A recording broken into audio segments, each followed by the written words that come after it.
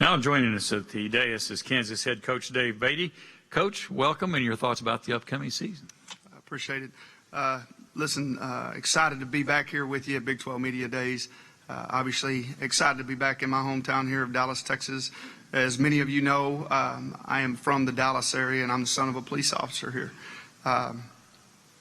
My heart certainly hurts for the Dallas community and for law enforcement and for communities across the country that are suffering and in pain right now. And I pray that we'll begin to listen to one another, love one another, and get to the hard work of healing our nation. To the issues that we're facing right now, I believe that college football can be an example in the midst of our struggles in America. Young men from all walks of life, different backgrounds, coming together, listening to one another, working hard together, learning from one another, fighting together for a common goal. I think society can learn a lot from these young men, and I'm really excited about working with some of them right there at KU. We're obviously excited about our season upcoming, just like everyone else in the country. We were not satisfied, obviously, with our production last year, but we're extremely encouraged by the work that we've put in and the production that we've had in our off season. We're building a foundation of Jayhawk football, and we know we're going to be successful. This is the best offseason that I've been a part of. Our head strength coach, Janae Jackson, has done a phenomenal job with our guys, preparing them. He's about to hand them over to us here in just a couple of weeks. We're bigger, stronger, and faster. We're more focused than we even were a year ago, and I love the new faces on this team. They're going to make us better, and they're going to help us make Jayhawk Nation proud. So with that being said, let's go ahead and take some questions. Okay, questions for Coach. If you put your hand up, we'll try to get everybody taken care of. We had a question about halfway back on the left-hand side. Nick Kruger, Rivals.com. Just a quick question about your recruiting strategy in the state of Texas. Just kind of broadly speak on the emphasis that you put on, kind of recruiting this area to sort of revitalize your program, and what sort of main key points that you're hitting on with your program that is going to attract a higher level of talent there. Our recruiting strategy here and everywhere, but particularly here because I hail from this area and I was a high school coach here for a number of years, is just to utilize the relationships that we've created here with these guys. As I said before, these guys that are around this area and in this state, I was just with about 19,000 of them last night in San Antonio, which is unbelievably impressive. 19,000 coaches coming together at one place is a pretty slick deal. But those guys are my heroes, and Texas high school football coaches have always been guys that I've idolized, and man, I just believe that a lot of them could do my job, and they could do it really, really well, which is what gets me up and running every morning, because I know there's people on my heels, but also to represent those guys. But the way we do it is we call on those relationships, and we've got some tremendous friends here that are some of the finest coaches in the country right in this area, but we're trying to do the same thing right there at home in Kansas and create a Kansas identity as well. Got a question on the outside left, and then we'll go to the middle. Hey, Coach. Jenny Carlson with the Oklahoman. Your opening words talking about, the climate of the country right now. It's kind of I would assume, interesting intersection for you with your background, but then a lot of your guys, sort of that time in their life when they're, going through a lot of different things. What have you talked to your team about, if anything, just in regards to, the climate on campus and sort of amongst their peer groups right now? Well, the great thing about our program is we create an environment from the day that we got there that is based on caring for your teammate more than you care for yourself, being a selfless, committed person to our program. And when we have kids that do that, and we really are fortunate right now. We have a team full of guys that are interested in the man to the right and their left's interests more than their own. And I think that's where our kids can teach a lot of people a lot of things about that. Just we've worked really hard to try to create a cohesive unit there, and the way that we do that is we listen to one another when we communicate. I think one of the biggest things that we urge our guys to do is to communicate. We don't know if we don't talk. It's no different than if I'm visiting with my girls at home or my wife. We seem to be doing really well when we communicate well, and we seem to be doing a lot better when I listen well. I need to listen better. She's told me that a lot. But I think that's an art that's lost out there, and we really teach our guys to listen, be good listeners, and try to understand where each side is coming from. And really, from that standpoint, I think that opening lines of communication is really big, and really understanding that, you can do a lot with listening and communicating. And I certainly would never, ever want us to believe that violence is an answer. We got a question on the middle rear. Right here, Coach. Myron Patton, Fox 25 in Oklahoma City. Could you talk about when you're rebuilding a program, obviously recruiting is a big part of it, but also you lost Calvin Thibodeau, one of your D-line coach, who was a really good, I assume, coach for you. Talk about losing him and just how that goes into building a program and keeping those guys around. Yeah, I think the thing for me, and I've always been this way, is I want to hire guys that are valuable, guys that other people want. I want to hire talented guys. And when we hire them, we talk to them all the time. I talk to our staff all the time about, listen, if you'll think about it like I think about it when I put my head on the pillow at night, I'll help you and your family do anything that you feel like is in the best interest for you. And Calvin did that for us. So did Reggie Mitchell. All of the departures that we had this year, every one of those opportunities were better opportunities for those guys at their stage of their career. They all made sense. And we're not afraid of losing good people because we know there's good people out there to come in and fill those gaps for us. Every single guy that we hired, I knew them. Most of them I offered a job the first time around. So I'm really excited about our staff. Adding Todd Bradford on as our linebacker coach, I think that guy's one of the finest coaches I've ever been around. I really love having him on our staff. Joe DeForest, a wealth of knowledge in special teams that he brings to the table. We hired Tony Hull, high school coach out of New Orleans, who was literally a rocket scientist. I mean, he literally worked for NASA and worked on the space shuttle, and gave up that job to go back into public schools in New Orleans after the hurricane because he wanted better for his city. Gave up a lucrative salary to go back and help the youth of his hometown. And he's been successful because of those type of concepts that he's followed in his lifetime. We're very fortunate that we have great guys like that. Mike Slater, a defensive line coach who I've known a long time that came to us from Rice, he's going to slide right in there with Calvin. Calvin's going to do a great job at Oklahoma. But Mike Slater has been waiting for this opportunity. I'm excited to have him on our staff. Jason Phillips, a guy that I learned most of what I know about receiving play, and our guys have been pretty good along the years. I've learned most of it from Jason Phillips. I'm so excited to have him on our staff. We're just really fired up about our staff, and I still love every one of those guys that left us. We all left on good terms. They did exactly what I asked them to do, which is give me everything they had. And as a result, everything works out in the end. Question on the aisle. David, it's over here, Brian Baldinger, Fox Sports. Yeah. Hi, Dave. So Ryan started the last 8 games last year. How do you look in the spring? Is it an open competition going into the summer with Montel or anybody else that you have there? Tell us about the quarterback. Brian, like I said before, I still need a few plays out of you. I'd love to sign you and get you back out there. I got playing. nothing. But Ryan, as most of you know, missed spring because of a wrist injury. As a result, that gave all the rest of our guys a lot of rep opportunities, which was really good. Montel got a lot of reps. Montel had a phenomenal spring. He had a terrific spring, developed really, really well for us. Carter Stanley had a terrific spring, kid out of Florida that's really done a nice job for us. Ryan Willis, although he couldn't throw the ball, he was involved every day with a Nerf, and he still operated the offense. The competition, Ryan, is going to go into fall camp, and as soon as I see what I need to see to know the clear divider, and there will be. It'll be a clear divider. Once that happens, we'll make that decision. We'd like it for it to be quick, but we don't always get what we want. We'll take it to as long as we have to take it. And our guys know quarterback position is no different for us than it is to play defensive tackle. You get what you earn. You're only as good as your next day.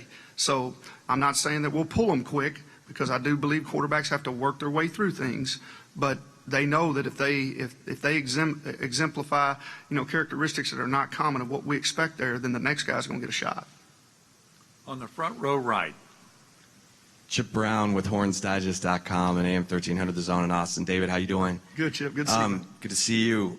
Can you talk about your decision to take over the offense and obviously you're trying to replenish the talent and now adding that to your plate? Yeah, I'm excited to be basically back in it. Last year at this time, the plan was for me to be as heavily involved as I am now. Unfortunately, I had to be unselfish and step back because, as you know, as a head football coach, there's a lot of things that go along with building a program that it's hard to manage all of it. And we were able to get those things in place. We've got the foundation laid now, and that was the plan the whole way through. As soon as I felt like we got it to where I needed it to be from an organizational standpoint and all the peripherals taken care of, I was going to jump back into it. And I was involved quite a bit anyway, but I'm excited to be back into it. And I'm excited about working with our guys, and I mean, I can see the light coming on with them right now. They're excited about being in an offense that's been, it's proven to be productive. Just about every team that runs it has been very productive. If you track their statistics in one category or another, they're up near the top of the country. It's a very unique system. I learned a lot from Cliff Kingsbury, who is one of our rivals here, but I owe that guy a ton because he's a smart dude, and I learned a bunch from him, and I know he's learned a lot from Coach Leach and other guys around the country, but we're excited to be running what we're running. On the left side, third row back. Hey, Coach, ESPN Dallas Radio. Obviously, last year 0-12, things can only go up. What is a realistic expectation and goal for this team this year and moving forward? I think from our standpoint last year that my biggest ache last year was for our fans, our coaches, and our players because they deserve more. They really do. The Jayhawk Nation deserves better than what we were able to give them and what they've gotten in the recent past, and it pains me for that. But we were doing foundation work, and foundation work is hard, but it's necessary. We could have probably cut some corners and maybe taken a few guys that might have got us one or two, but at the end of the day, it wouldn't have been worth it because our foundation is so important, and we wanted to make sure that it was something that was going to be long lasting. And as a result, our deal now is we got to win games. That's why we're here. So we have to win football games, and we are completely and totally focused on the most important game in the history of our program, which is the next one, Rhode Island. I don't even know who we play next. I don't care. I'm focused on Rhode Island, and that's the most important game that we have that we've ever played in our lives. We're focusing on that. And then after that, it'll go to the next one. On the rear left. Coach Mac Engel, Fort Worth Star-Telegram. You've had the job now for a year, and everybody talks about how difficult this job is. Is the job as challenging and as hard as you thought it might be? You know what? It is a difficult job, but all these jobs are difficult. But I'll tell you what, it's a great opportunity, and we know where we're headed, and our players do as well. I can't wait for you guys to hear from those guys because I think you'll hear in their voices. They know where we're headed. For us to go through a season that we went through, if you'd have came to that last practice before that last game, you would have never thought we hadn't won a game. That's probably the thing I was most proud of. Our guys worked. They enjoyed everything that they did with regard to development. They know where we're heading, and they can see the future. Is it difficult? Yes, but I think every job is difficult. It doesn't matter where you're coaching. Everything has its own unique set of characteristics that makes it difficult. But you know what? There's a lot of great things about them too. And there's a tremendous amount of support at KU. They want to win. They give us the things that we need. We're finishing up about a $2.5 million renovation right now. Our fans want it, and we're going to work hard to give it to them, and they know it's coming, and our guys know it's coming too. Got a question in the middle, about halfway back. Hey, this is Nate Fain from Game Day U at the University of Oklahoma. You've had a year now to kind of get some of your own recruits in, and though that's not a ton of time, what can we expect in terms of playing time from some of the new guys? Well, one of the things is we were down so far in scholarships that a lot of these young guys, because they're in the too deep, as soon as they step on campus, as a result, a lot of them are playing anyway. I think we were one of the youngest teams in the country last year. I want to say we started 38 or 39 first-time players. We had several freshmen play last year, and that's not ideal. You'd love to have guys be able to develop and redshirt, and most of them don't even know how to do laundry when they come to us. So there's a lot of different, challenges that come along with that. And from our standpoint, you would love to get to a point where you can redshirt those guys, but a lot of these young guys will be playing for us. And obviously there's a downside to that because a lot of them are not prepared and ready to go through the rigors of a college football season and all the things that come along with that. But you know what? We're not living in that perfect world, so we're going to make it perfect. And like we say all the time, it's near perfect. So it's all in the way we look at it, and we're going to play a lot of young guys. But the good thing is they're going to get those bloody noses out of the way, and they'll have a lot of time left to play, which means that they get more time to utilize the experience that they gained as a young player. Question in the rear left. Coach Scott Wright from the Oklahoman. There's been a lot of talk about the championship game coming in another year, and obviously you guys have some work to do before you get into that conversation. But at that point, what would be your preference for seeing how the participants of that game are determined, whether it's through divisions or straight record or whatever it be? Well, I don't know that there's just a whole lot of different options to it. I do know that our leadership in our conference is second to none. Commissioner Bowlesby does a phenomenal job of leading this conference. I know him and his staff, along with the decision makers in our conference, will do a great job of picking the means by which is best for our conference. So I have no doubt in that. I've got enough to say grace over right there in Lawrence, so I focus on that most of the time. But I'm excited that we're headed towards that. I think that it's really cool to settle it on the field with a championship game. So I'm excited about that. Man, we've got a bunch of great teams in this conference. I'm really excited to watch these pairings go off this year because, you know, I heard so much about other conferences being so strong in the NFL draft, and you know what's wrong with the Big 12? They're all back. Everybody's back. I mean, this conference is completely loaded with ridiculous freaks. I mean, there's some great players. You could have a great year and maybe not have the best year you thought you were going to have. I mean, this conference is loaded. There's so many great players. Oklahoma and what Coach Stoops have done there. I mean, that offensive line, those running backs, that quarterback, you know, Texas Tech's offense. You know, that quarterback there, I mean, those guys are talented, and they're all over the place. Oklahoma State, I just saw those freaks walking around. Those are some big dudes. We got a question on the aisle left. Yeah, Barry Trammell with the Oklahoman. David, you hired Joe DeForest. He's been at 2 other Big 12 schools. What do you like about Joe and what he brings to you?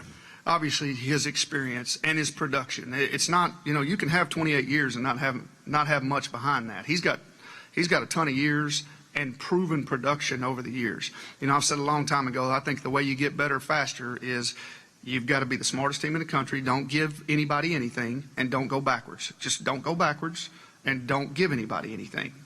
Be smart. Don't penalize. Don't create a bunch of penalties. Number 2, take care of the football. Value possession, offensively and defensively.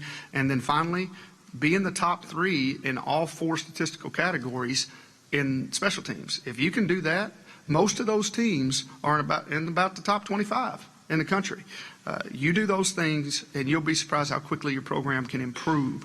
Those are great measuring sticks for us, and Joe is going to bring some stability to us because he's done it, and he's done it for a long period of time, and he's been successful doing it.